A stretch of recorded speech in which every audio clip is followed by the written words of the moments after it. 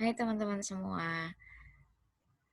Nah, pada slide hari ini, pada video kali ini kita akan membahas teori kepribadian berdasarkan psikologi Islam dengan pembahasan dengan tema psikologi Islam dan kepribadian. Kita mulai ya. Oke, selanjutnya. Oke. Nah, pembahasan psikologi dalam Islam itu kita bahas menjadi beberapa bahasan ditinjau dari berbagai tokoh. Salah satunya yang pertama adalah Amber Hackaway, Psychology in Islamic Perspective. Oke, dalam psikologi dalam perspektif Islam, gitu ya. Nah, ilmuwan Islam yang membahas psikologi. Jadi elemen kunci dalam psikologi Islam menurut Amber adalah penekanan pada menemukan cara untuk menyembuhkan dan memperbaiki. Tidak hanya sekedar berteori, hasil kerja dari ilmuwan muslim terdahulu terbukti sesuai dengan temuan-temuan teknis modern. Nah, di sini kita bisa lihat bahwa ada banyak ilmuwan yang sebenarnya mereka sudah muncul lebih awal, lebih dulu daripada Freud, daripada pencetus-pencetus psikologi sebelumnya. Ada Al-Kindi, yaitu di tahun 801 sampai 86, dia menemukan pemberantasan kesedihan. Jadi obat tentang kesedihan, tentang bagaimana menggunakan strategi kognitif untuk memerangi depresi. Terus kemudian ada At-Tabari, yaitu pelopor di bidang tumbuh kembang anak. Kemudian ada pula Al-Farabi, itu menuliskan risalah tentang psikologi sosial, yang paling terkenal diantaranya adalah Kota Teladan, atau yang disebut sebagai Fadail Madinah, gitu ya. Nah, kemudian ada Ibnu Sina.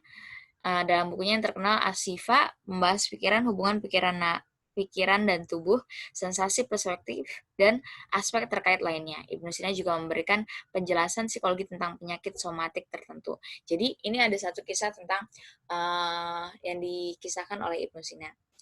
Jadi waktu itu Ibnu Sina latar belakangnya adalah seorang dokter gitu ya, bukan seorang psikolog. Tapi dengan keilmuannya ini, beliau akhirnya dengan keilmuan kedokterannya, beliau akhirnya menyembuhkan seorang pemuda yang mengalami gejolak psikologis. Nah, waktu itu datanglah seorang ibu gitu ya, mengkonsultasikan anaknya. Sudah lama anaknya ini merenung, nggak bisa diajak komunikasi, bengong aja gitu ya. Kemudian ketika anaknya setelah mendengar cerita ibunya, ini ada kemungkinan bahwa anaknya ini akar masalahnya adalah akar permasalahan asmara. Akhirnya di hadapannya, ketika Ibnu Sina sudah berhadapan dengan pemuda ini, kemudian dipeganglah nadi pemuda tersebut.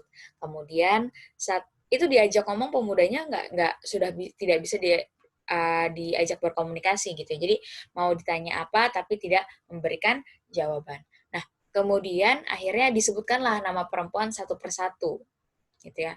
Nama perempuan satu persatu, kemudian ketika seorang nama perempuan disebut gitu, di antara banyak nama perempuan, ketika satu buah nama itu disebut gitu, maka detak jantungnya berdetak lebih kencang. Sehingga diketahuilah bahwa, oh iya, ternyata pemuda ini telah menyukai perempuan ini. Nah, selanjutnya untuk melanjutkan treatmentnya Ibnu Sina perlu mengetahui tempat tinggal atau asal dari perempuan tersebut. Maka Ibnu Sina melakukan hal yang sama, gitu ya. Disebutkanlah nama-nama daerah di sekitarnya.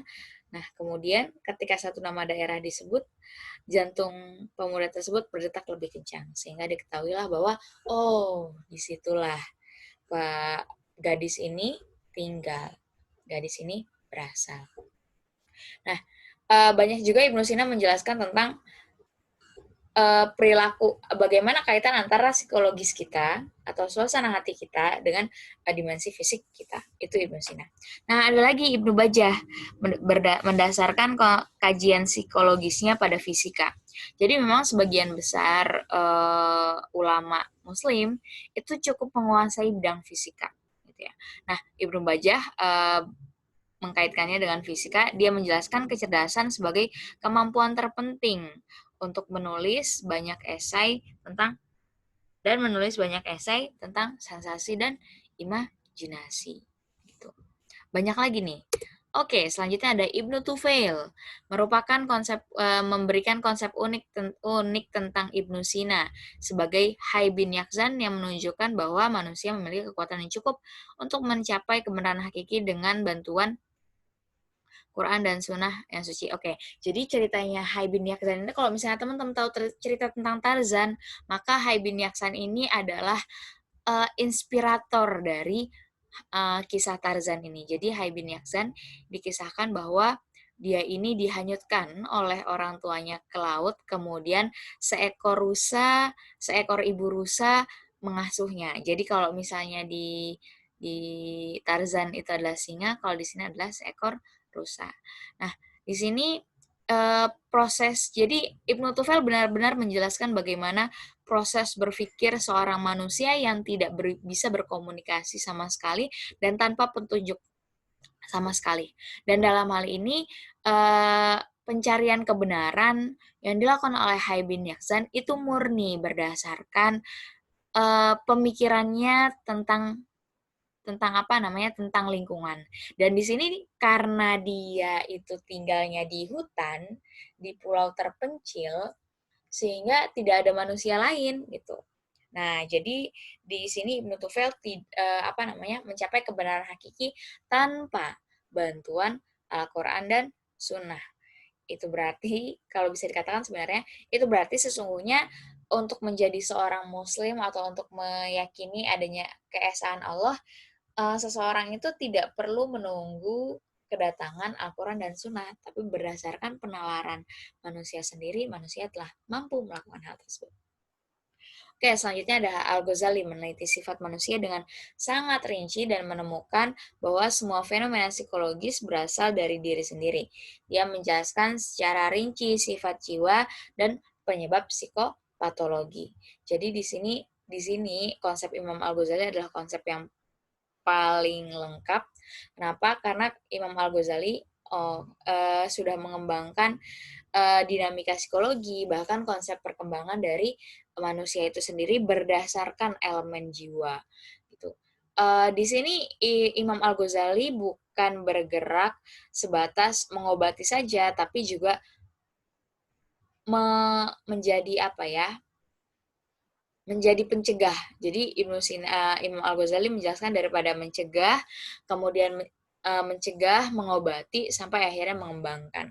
Hingga akhirnya manusia dapat menjadi atau memiliki kondisi jiwa yang paripurna, yang sempurna. Gitu.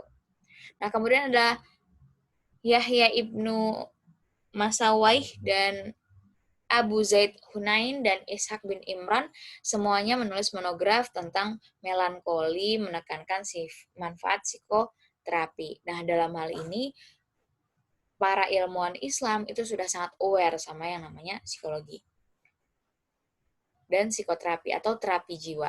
Kemudian ada Ar-Razi menulis kitab Al-Hawi, yang membahas berbagai jenis melankolia, hipokondria, dan efek temperamen pada kepribadian, kelesuan, kegilaan, skizofrenia, dan berbagai bentuk insomnia, plus kebingungan mental, dan mengigau. Dia menjelaskan tentang sangat rinci penyebab gejala dan pengobatan gangguan ini. Oke, jadi Ar-Razi sendiri pun sudah banyak menjelaskan tentang fenomena-fenomena psikologis yang ada di masyarakat. Nah, oke, nanti aja. Ali ibnu Abbas al-Majusi, yaitu menulis tentang penyakit tidur, hilang ingatan, dan koma. Kemudian ada Abu Bakar Ar-Rabi menulis sebuah buku berjudul Al-Muta'allimuna fi At-Tib, di mana dia membahas tentang saraf sifat otak, bentuk dan fungsinya, gejala gangguan otak, gangguan emosi, dan gangguan tidur.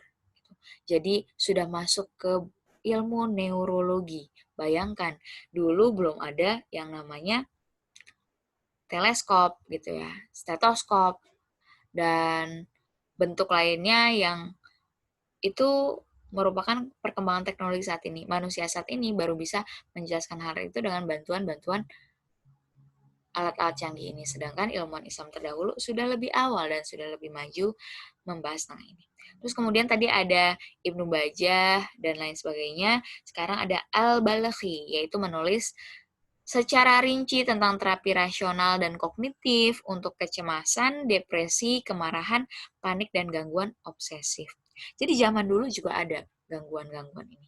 Dan sudah dikembangkan terapinya. Nah, teman-teman, kalau teman-teman tahu, zaman dulu gitu ya, ketika Islam ini lagi maju, yang terjadi di peradaban yang lain, gangguan-gangguan jiwa atau gangguan-gangguan psikologis ini dianggap sebagai gangguan dari makhluk halus, dianggap gangguan dari iblis gitu. Sehingga akhirnya pengobatan untuk gangguan-gangguan ini pun sangat tidak manusiawi, bahkan membuat seseorang itu memiliki potensi atau kemungkinan untuk kehilangan nyawanya. Nah, di kebudayaan Islam, Islam itu sudah banyak mengembangkan rumah sakit jiwa atau yang disebut sebagai asilum. Gitu. Asilum-asilum yang itu memang diperuntukkan untuk pengobatan gitu, atau rumah pengobatan yang juga menangani gangguan-gangguan psikologis atau penyakit-penyakit jiwa. Keren banget sebenarnya.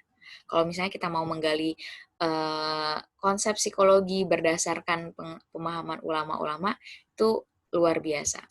Oke, selanjutnya adalah Islamic Psychology. Jadi Islamic Psychology yang dijelaskan oleh Amber dalam perspektif Islam yaitu kemampuan untuk mempertahankan kehidupan kerja, keluarga, kehidupan sosial yang positif tidak dapat disamakan dengan kesehatan mental atau spiritual yang positif. Namun, adanya karakter dan perilaku positif merupakan indikasi kesehatan mental yang positif. Nah, dalam hal ini kalau teman-teman kenal dengan kita mengenal istilah kepribadian ya yang kita pelajari sekarang dalam Islam ada yang lebih lekat atau istilah kepribadian itu lebih dekat dengan istilah akhlak. Nah, ketika kita memiliki kepribadian yang baik, maka kita akan berperilaku baik. Nah, ketika kita sehat, ketika kita memiliki mental yang sehat, maka sesungguhnya kita memiliki akhlakul karimah. Tapi kalau misalnya kondisi mental kita tidak sehat, maka kita memiliki akhlak yang buruk. Kalau kata Imam Al-Ghazali namanya akhlak mazlumah. Gitu ya. Nah, gejala-gejala mental illness seperti adiksi, kecanduan terhadap kekayaan, ketenaran, status, masa bodoh, bohong, sombong, pengecut, kejam, mengejar hawa nafsu, keserakahan, tipu daya, dan lain sebagainya, dalam literatur Barat itu tidak dianggap sebagai gangguan mental. Tapi dalam literatur Islam ini menjadi disadari, tapi bagi para pengaut Islam bahwa mendapat perhatian untuk disadari sebagai bagian pengalaman internal yang perlu diwaspadai atau bisa dikatakan sebagai sumber gangguan mental. Kalau misalnya teman-teman dengar kata kikir, dengki gitu ya, itu kan salah satu perilaku atau sifat-sifat yang dianggap sifat terpuji atau akhlak yang tercela. Dan dalam beberapa literatur cinta dunia gitu ya, itu adalah bentuk dari penyakit hati. Kikir, sombong, dengki itu adalah termasuk kepada penyakit hati. Dan cinta dunia itu menjadi gerbang kita atau menjadi pintu utama awal bagi gangguan mental gitu. Kurang lebih seperti itu. Oke, nah ini dia the nature of human soul. Jadi bagaimana jiwa manusia ini dalam literatur psikologi barat gitu ya, kita mengenal ada yang menjelaskan hal ini adalah psikoanalisa atau Freud yang menjelaskan tentang ego superego. Tapi dalam Islam jiwa manusia itu cukup dibahas dengan maksudnya pembahasan tentang jiwa manusia itu cukup banyak dikaji gitu ya. Nah, dalam Al-Qur'an dinyatakan bahwa manusia terdiri dari bagian badan dan jiwa atau soul dan sebuah perbedaan fisik spiritual sekaligus. Oke, selanjutnya adalah pengetahuan tentang jiwa atau soul hanya sedikit diberikan kepada manusia. Itu tertuang dalam Al-Qur'an surat ke-17 ayat 85, tetapi manusia sangat mampu sampai kepada beberapa pengetahuan tentang Tuhan sebagai pusat pengabdiannya. Nah, dalam hal ini pengetahuan tentang Tuhan itu juga diperantarai oleh pengetahuan tentang soul. Artinya, pengetahuan sejati berkaitan dengan realisasi perjanjian manusia, anak cucu Adam dengan Tuhan, bahwa tugas manusia adalah mengabdi kepada Allah, kepada Tuhan yang Maha Esa, menjalankan kehidupan sesuai dengan tuntutan ketentuan-ketentuan Tuhan. Ini dan keadaan ini adalah fitrah bagi manusia. Kemudian ada kalanya manusia lupa pada perjanjiannya tersebut, yaitu manusia atau dalam bahasa Arab disebut sebagai insan, artinya pelupa. Nah, ada kalanya manusia lupa pada perjanjiannya tersebut. Nah, perjanjian manusia ini dijelaskan atau terjadi ketika manusia belum sampai kepada alam rahim atau masih berada di alam roh. Semua manusia yang akan dilahirkan ke bumi, gitu ya. Semua manusia yang akan dilahirkan ke bumi ini diambil janjinya bahwa dikatakan bahwa manusia ini bersaksi bahwa Allah adalah Tuhannya, gitu.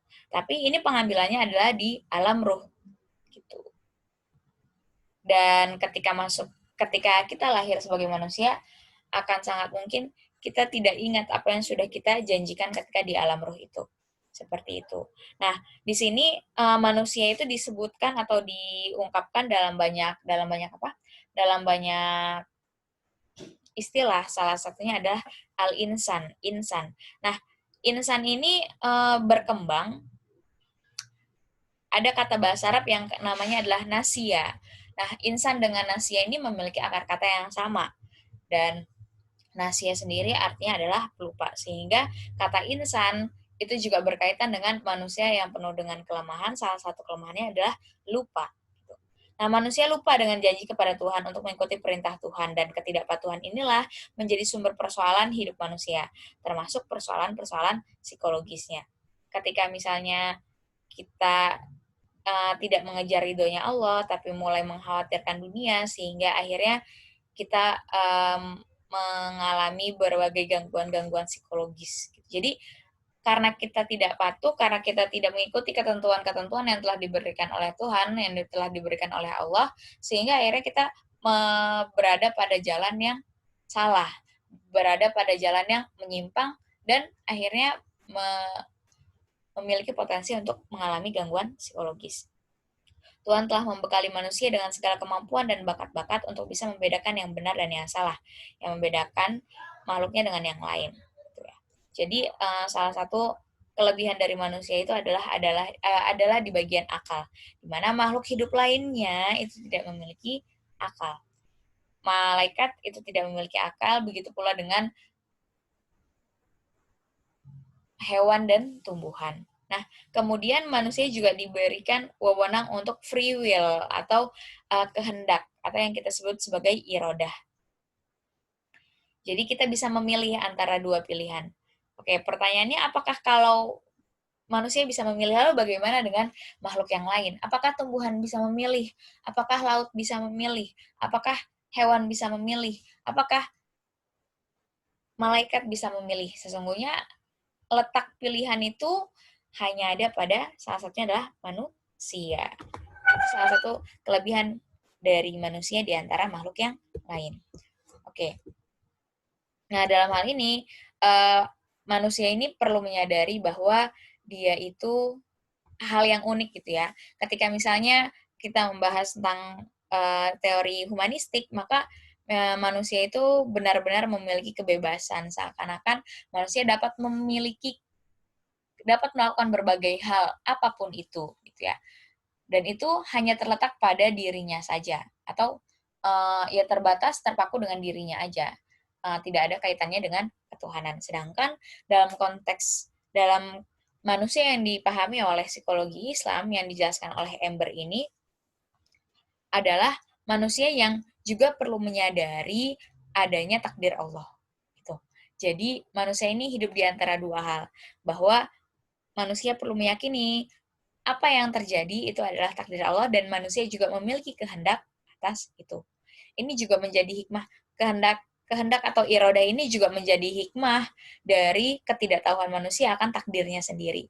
Ketika manusia itu tidak mengetahui takdirnya, maka dia memiliki kehendak atau kemampuan untuk menentukan mana yang harus saya lakukan, mana yang boleh saya lakukan, dan mana yang tidak seharusnya dilakukan. Gitu. Oke, kita lanjut ke pembahasan selanjutnya yaitu Quranic Theory of Personality yang dikembangkan oleh Hisham Abu Raya. Nah, ini dia. Ini di pojok kanan itu ada foto Abu Raya. Dasar teori Abu Raya adalah Abu Raya mengembangkan teorinya berdasarkan teori struktur kepribadian dari Al-Ghazali. Jadi Imam Al-Ghazali mengembangkan tentang struktur kepribadian dan melakukan tinjau ulang melalui Al-Quran dan menganalisisnya untuk memperoleh rumusan yang lebih jelas.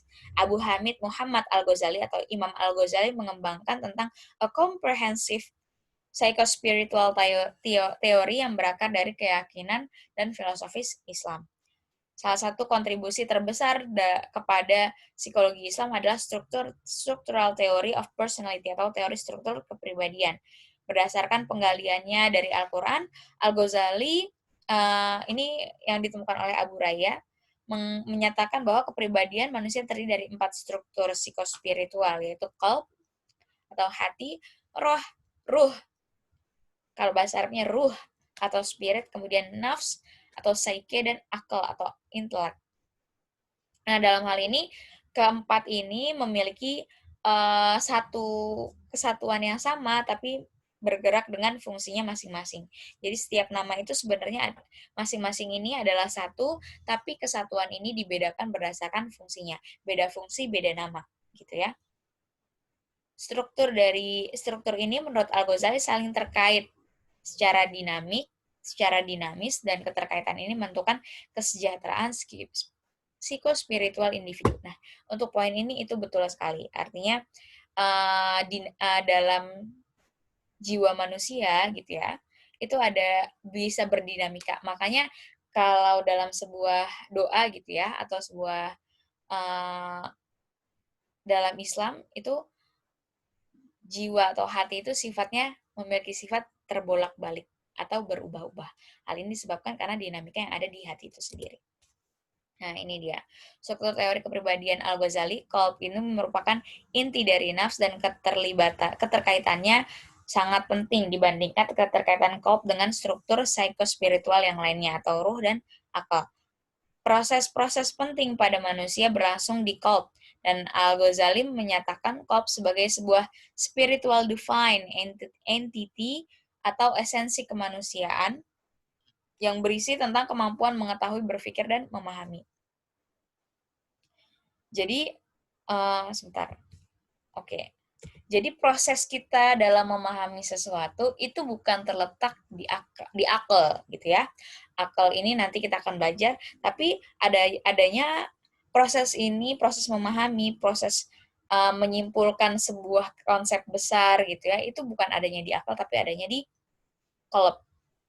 Kemudian ruh Al-Ghazali menyatakan bahwa salah satu fungsi dari qalb adalah membuka kerahasiaan ruh.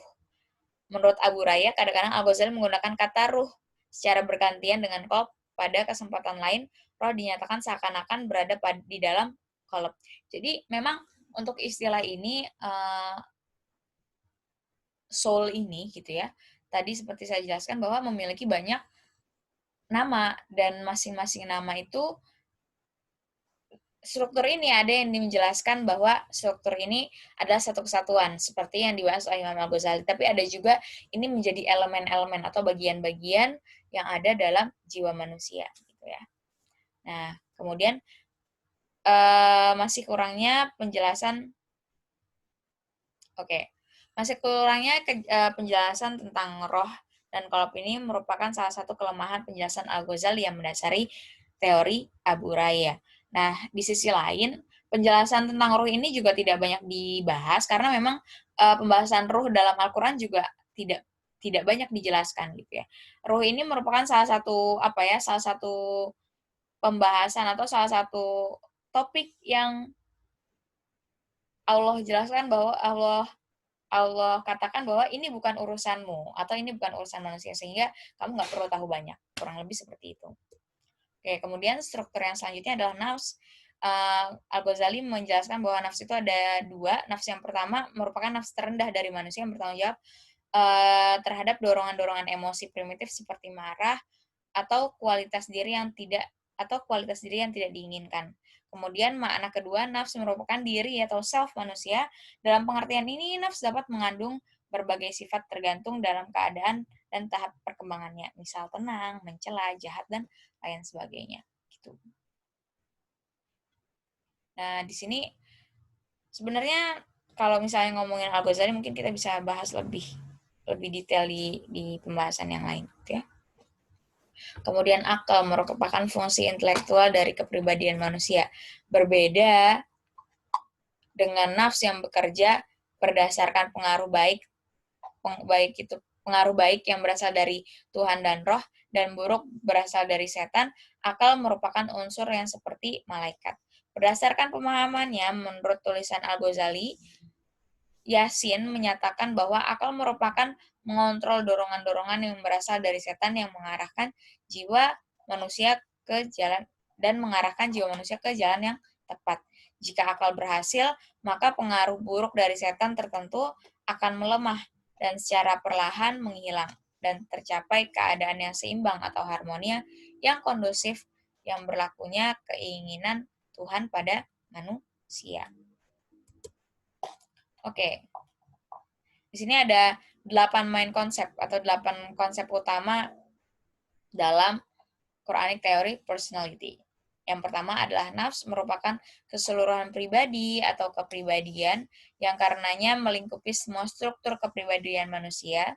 Kemudian yang kedua adalah nafsu amarah bisu, an evil commanding nafs, yaitu sifat setan iblis yang merupakan dorongan terkuat yang ada di dalam nafs, bertempat di bagian ketidaksadaran personal, berisi dorongan-dorongan yang dilarang dan diatur oleh prinsip-prinsip kenikmatan dan prinsip-prinsip primitif. Pada bagian ini terlihat Abu Raya menggunakan prinsip yang kurang lebih sama dengan psikoanalisa. Nah, kalau bisa dikatakan kan seakan-akan karena Abu Raya belakangan, jadi Abu Raya menggunakan prinsip teori psikoanalisa ya. Padahal sebenarnya dalam penjelasan Imam Al-Ghazali sendiri banyak kesamaan antara konsepnya Imam Al-Ghazali, konsep kepribadian atau akhlak yang dikembangkan oleh Imam Al-Ghazali dengan konsep yang dikembangkan oleh Freud atau dalam psikoanalisa. Nah, pertanyaannya, siapa yang muncul lebih dulu? Tentunya Imam Al-Ghazali hidup lebih dulu daripada Freud yang melahirkan teori-teori dari teori-teori untuk psikoanalisa. Kemudian ada nafsu al-lawamah, merupakan entitas moralitas berasal dari dan dipengaruhi oleh nilai-nilai Tuhan yang Maha Suci, bertempat di ketidaksadaran personal dan berperilaku sebagai hati nurani. Nah, kemudian ruh bertempat di ketidaksadaran kolektif, dapat dianggap sebagai energi kehidupan dan kebenaran dan berfungsi sebagai sumber wahyu, ilham, ciptaan, dan inspirasi. Jadi kalau misalnya bisa dikatakan sebenarnya ketika seorang nabi mendapatkan mukjizat gitu ya, atau seorang ulama mendapatkan karomah, maka ruhnya itu berkomunikasi atau terhubung dengan Allah. Kemudian adalah akal merupakan sifat malaikat pada manusia dan merupakan komponen kesadaran dari seluruh sistem kepribadian. Akal merupakan kemampuan intelektual nafs dan bertanggung jawab atas proses-proses kognitif tinggi, seperti memahami, mengetahui, berpikir, merefleksikan.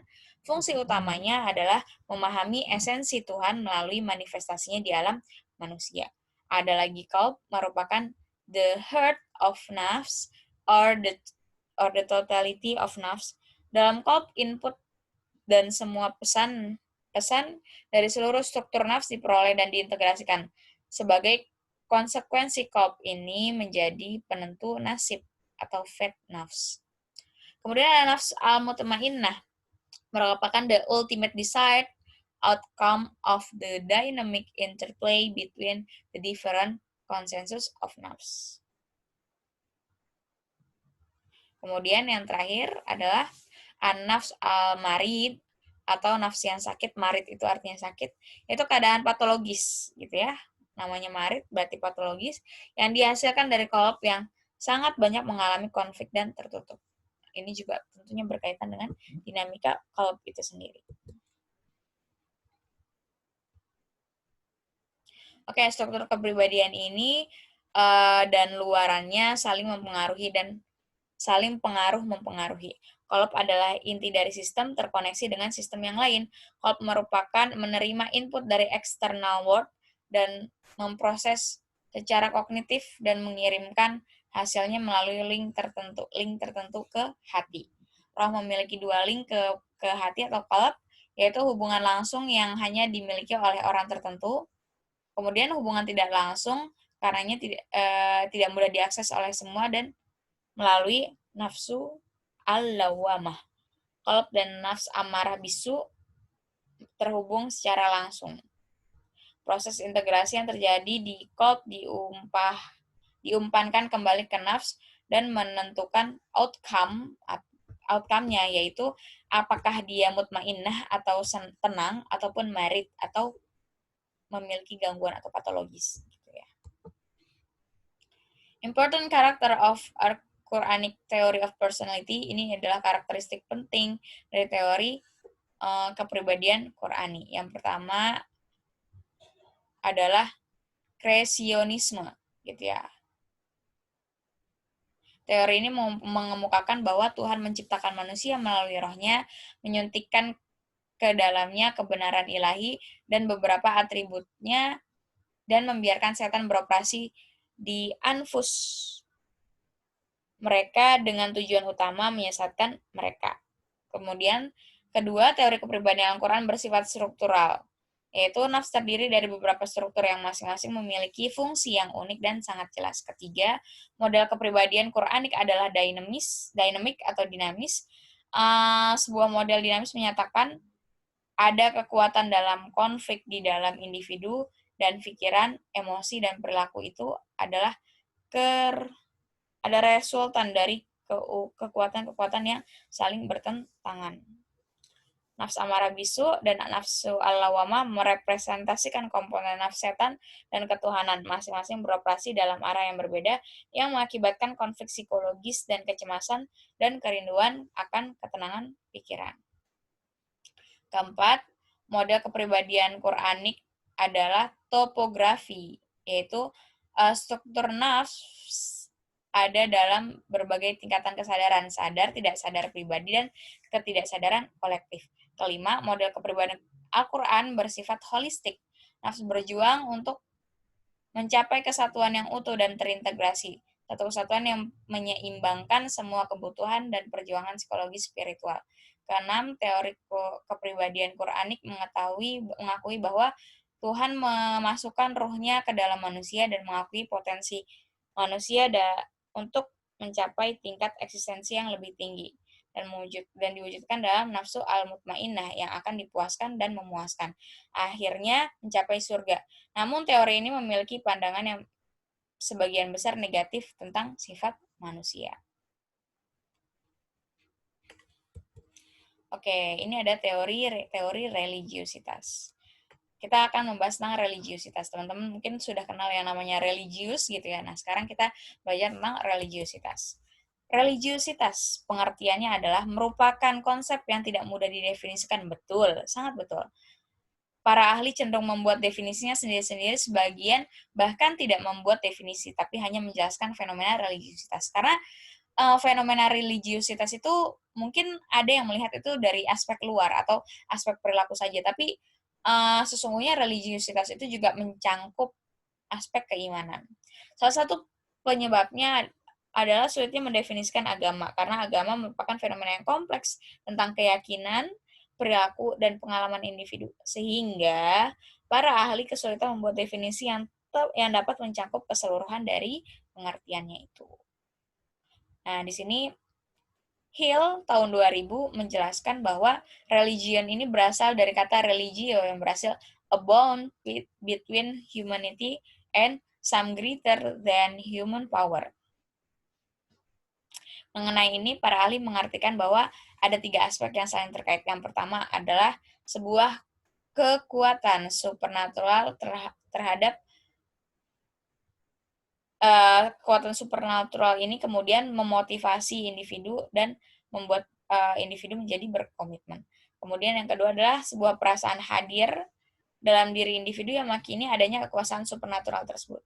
Kemudian yang ketiga, adanya aktivitas ritual sebagai penghormatan atau pengabdiannya kepada yang maha kuasa tersebut. Atau kepada sesuatu yang memiliki sifat supernatural itu. Supernatural, ya. Religion berperan dalam membentuk kepribadian. Di antaranya adalah nilai-nilai yang berasal dari agama dapat diadopsi melalui pola pengasuhan dan bentuk sosialisasi lainnya menjadi bagian dari kepribadian. Jadi nilai-nilai agama atau ajaran-ajaran agama tentang berbagai hal, tentang nilai-nilai itu kemudian diterapkan oleh orang tua dalam pola pengasuhan dan dalam bentuk sosialisasi. Mungkin kita pernah yang di sekolahnya Islami sekali, tentu penegakan aturan-aturan atau hal-hal yang tidak diperkenankan itu jauh lebih ketat dan teman-teman memahami apa yang dijelaskan oleh Islam, apa yang diperbolehkan dalam Islam dan apa yang tidak. Dan inilah yang akhirnya mempengaruhi kepribadian atau menjadi bagian dari kepribadian seseorang. Nah, psikologi Islam dan religiusitas, mengingat religiusitas berkaitan dengan keyakinan dan praktek agama, maka religiusitas dalam psikologi ada yang dikonsepsikan secara khusus dalam konteks agama tertentu, selain konsepsi religiusitas secara umum. Psikologi Islam mengkonsepsikan religiusitas dalam konteks ajaran Islam berikut di antara konsep tersebut yang sekaligus dibuat ahlinya untuk pengembangan alat ukur religiusitas. Nah, di sini ada alat ukur religiusitas. Yang pertama dikembangkan oleh G.F. Francis et al. 2008. Konsep religiusitasnya ini menekankan pada akhlak atau adab Islami seperti kejujuran, hormat kepada orang lain, tidak menipu, berbohong, membunuh, dan mencuri. Nah, beda lagi dengan Almari Ui dan Al-Adawi tahun 2009, konsep religiusitas yang berfokus pada keyakinan agama Islam menjadi pedoman dan perilaku, dan praktek agama merupakan kegiatan agama seperti membaca Al-Quran. Abu Raya mengembangkan konsep religiusitas cukup komprehensif berdasarkan ajaran Islam yang mencakup akidah, etika moral, pentingnya Islam dalam hidup bagi individu, peran agama sebagai coping dan identitas, konsekuensi hukuman dari Allah yang bisa melanggar ketentuannya. Gitu. Terus kemudian Mahudin Mahnur al-Zulkifli dan Janon membuat konsep religiusitas Islam berdasarkan 3 unsur, yaitu penyerahan Islam, yaitu penyerahan diri sepenuhnya kepada kekuatan Allah yang diimplementasikan dalam bentuk ibadah-ibadah yang dilakukan kepada Allah. Ada juga konsep iman, yaitu keyakinan kepada Allah, Nabi dan Rasul, malaikat dan kitab suci dan hari akhir. Kemudian ada ihsan, yaitu berkaitan dengan dimensi diri sebagai individu atau berserah diri kepada Allah. Amir 2017 menjelaskan konsep religiusitas Islam yang juga terdiri dari unsur keyakinan, yaitu keyakinan kepada Allah dan segala ketentuannya. Praktek merupakan amal ritual maupun amal ibadah, dan pengalaman yang merasakan pengalaman kedekatan dengan Allah, merasakan adanya pertolongan Allah. Ini dia efek religiusitas. Bagi studi yang menunjukkan bahwa religiusitas individu berefek positif bagi kehidupannya. Nah, ini ada efek positif religiusitas gitu ya. Jadi religiusitas itu berdampak positif pada kesehatan mental secara umum. Religiusitas itu juga berdampak pada kebahagiaan, well-being atau kesejahteraan, pengembangan diri, rendahnya stres, tujuan hidup, optimisme, kepuasan hidup, kualitas hidup, relasi sosial, dan lain-lain. Nah, ini dia referensi kita pada materi kali ini. Semoga bermanfaat, silahkan disimak dan dibaca kembali secara keseluruhan materi yang kita bahas pada siang hari ini. Semoga videonya bermanfaat dan silahkan didengarkan dengan baik. Terima kasih. Assalamualaikum warahmatullahi wabarakatuh.